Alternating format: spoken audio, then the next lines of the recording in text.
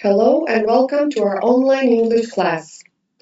My name is Milena and I will be your teacher for today's lesson. Today we will talk about comparative adjectives and how we can use them to make a special comparative form called the comparative. Have you ever heard the expression the more the merrier, or the older we grow the wiser we get? Both these expressions have something in common. They're formed with the comparative. We use this form to show cause and effect. This is a situation where one thing causes another thing to happen, or when two things are related in a way that if one of them changes, the other will change too. But before we start with our special form, let's shortly revise the basics. So what are comparative adjectives and how do we use them? We use comparative adjectives to compare two things, objects, or people. In other words, we use the comparative form of adjectives to describe the differences between two things, objects, or people. For example, it is warmer today than it was yesterday. This book is more interesting than that one. Tom is taller than James. How we form the comparative adjectives greatly depends on their length.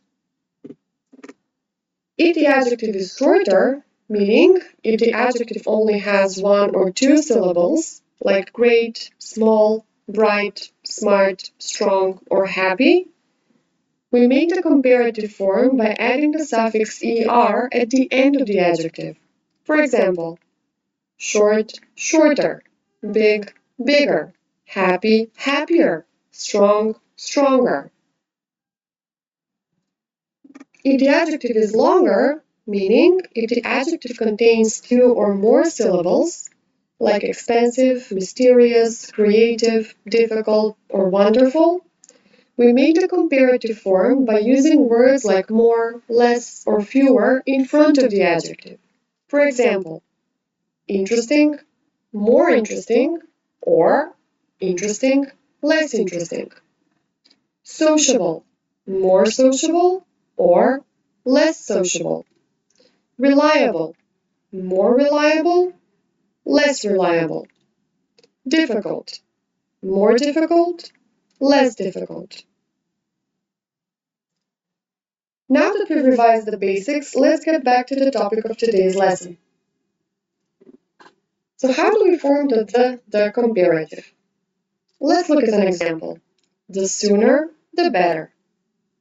In the first part of the expression, we combine the article the with the comparative form.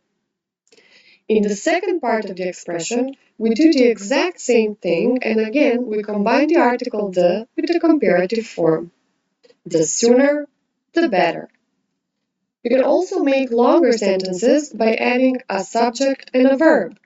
For example, the less you spend, the more you save. As we mentioned earlier, we use this form to show cause and effect. Let's look at an example. Imagine you have to hand in your homework tomorrow, but you've been putting it off all day and time is running out. The solution is simple. If you start doing your homework sooner, you won't have to worry because you'll finish on time.